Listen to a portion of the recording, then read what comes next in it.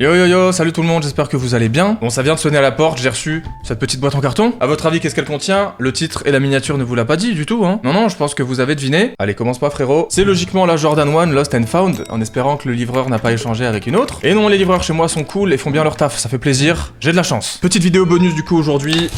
Hop là. On y va à l'arrache aujourd'hui, on se fait plaisir. Traditionnel carton Nike très pratique, que je garde d'ailleurs à chaque fois, pour les moments où je vends des paires. Gros, tu la glisses là-dedans, t'enlèves le petit scotch ici, et c'est réglé. Allez, deuxième phrase en trop, on enchaîne les flops, ça fait plaisir. Alors j'ai l'impression qu'il y a une spécial box et je n'étais pas du tout au courant. Découvrons ça tout de suite, évidemment. Alors je sais pas. Oui, c'est une spécial box, alors très bizarre. Il y a des espèces d'autocollants sale ici. Et c'est pas sur le design de la boîte, hein. C'est vraiment des autocollants. Ça veut dire solde pour ceux qui savent pas. C'est j'imagine de mettre en avant le côté vintage, puisque la Lost and Found est en quelque sorte un remake ou un hommage de la Jordan 1 Chicago de 85. La fameuse et légendaire paire signature de ce bon vieux Michael Jordan. On va pas spécialement revenir sur l'histoire de cette dernière aujourd'hui. On est là pour déballer la paire et pour voir un peu à quoi ça ressemble. Quand elle a été teasée, je me suis dit, ok, là on tient un banger. C'est une bête d'idée. Évidemment, ça va être une paire très demandée. Ça a été le cas, j'imagine qu'il y a eu beaucoup de stock puisque j'ai l'impression que beaucoup de gens l'ont eu sur Sneakers. J'ai jamais rien en général, je suis jamais tiré au sort donc ça serait pas normal sinon. L'idée était de pousser un petit peu le design dans le côté rétro avec des matériaux un peu usés, tout en gardant exactement la même silhouette et le même coloris. Les amis, aujourd'hui je suis très hype avec cette boîte, aux allures aussi abîmées hein, évidemment. C'est pas ouf bien fait pour le coup, mais ça fait son petit effet spécial box quand même, et ça fait plaisir. Allez, j'en peux plus d'attendre, c'est parti. Ok,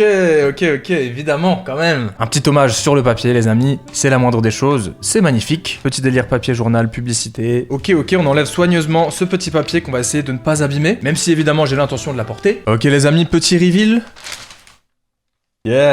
Yeah, ça fait plaisir ça. Bon allez, trêve de conneries, trêve de blabla. Voici la paire. Et elle fait plaisir, c'est le moins qu'on puisse dire. Oh la rime de fou. Voici la silhouette. C'est à l'heure actuelle la seule Jordan 1 que j'ai en ma possession avec la Dark Mocha, que j'aime énormément. Première impression tout de suite, on est sur un petit banger hein, clairement. Ça me rappelle le jour où j'ai copé la Jordan Off-White. Ouais, c'est très cool en vrai. Je m'attendais limite à un côté un petit peu plus abîmé sur le principe, un peu accentué. Et oui, puisque comme vous pouvez le voir, on retrouve un côté un peu écaillé sur ces parties noires ici. C'est pareil au niveau de la toe box et de ce côté-là évidemment. Encore une fois sur les parties blanches et noires à l'exception du swoosh et du cuir rouge qui recouvre une partie de la paire. Alors force est de constater quelque chose tout de suite qui en vrai me fait un peu mal au cœur, même si je m'y attendais clairement. Il suffit de regarder dans le détail les gars pour être un tout petit peu déçu forcément. Regardez-moi ces traces de colle partout, c'est dégueulasse, c'est indigeste, c'est vraiment pas fou. On a même une trace de peinture rouge ici, enfin les finitions globalement sont vraiment pas ouf. Et c'est toujours comme ça avec Nike, c'est malheureux. Quand tu sais que tu peux acheter des répliques qui ont des meilleures gueules finies que ça fait mal au cul, clairement on peut se le dire. Regardez là, autre exemple de petits défauts par exemple, directement sur toute la partie rouge on a beaucoup de petits défauts. Hein. La colle en veux-tu en voilà, ici là, sur toutes les finitions devant, c'est dommage. C'est très dommage. Ici, petite trace de peinture rouge, hein, tranquille, pas de soucis, voilà, petite couture un peu défaite là. On se régale ma foi, je m'attendais à rien, mais forcément, ça déçoit un petit peu quand même. Et je pense que vous serez tous d'accord avec moi, c'est pas mon genre de faire le casse-couille là-dessus, une paire de sneakers c'est fait pour être portée. Si je la porte pendant 3 ans, on verra même plus ses défauts à la fin. Mais partir de ce principe-là, c'est quand même un petit peu désagréable. À l'arrière, ça a l'air plutôt ok, même si encore une fois, on voit de la colle, hein, tout en bas. C'est souvent entre l'upper et la semelle en fait qu'on voit des défauts. Est-ce que l'autre est dans le même état?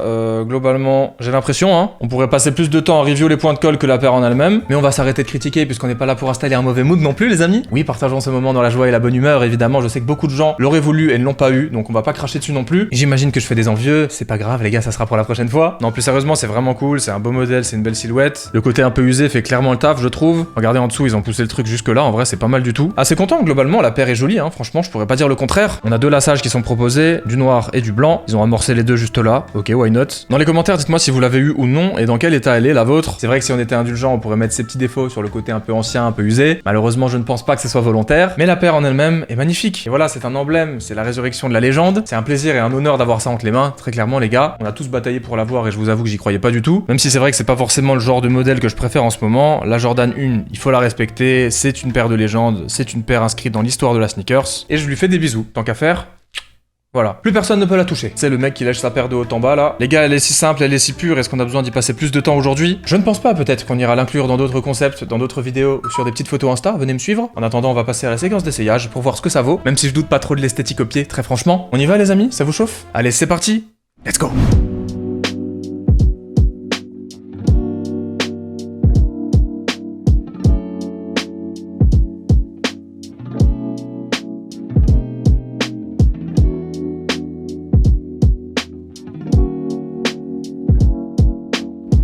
bon, c'est la fin de cette vidéo sans surprise. Qu'elle est belle, bordel, qu'elle est belle. Évidemment, ces petits défauts de loin, on les voit un peu moins. Un petit peu mitigé sur la façon dont ça a été appliqué, mais l'idée est cool. J'espère que vous avez passé un bon petit moment pour cette vidéo bonus. Pensez à mettre votre petit like, à vous abonner en activant la cloche. 310K déjà, je crois. C'est n'importe quoi. On se retrouve dimanche pour une vidéo, et là, les gars, ça va faire mal. Je vous prépare du lourd pour les prochaines semaines. Ça va chier. Ceci dit, en attendant ces belles choses, évidemment, portez-vous bien, prenez soin de vous. Et ciao!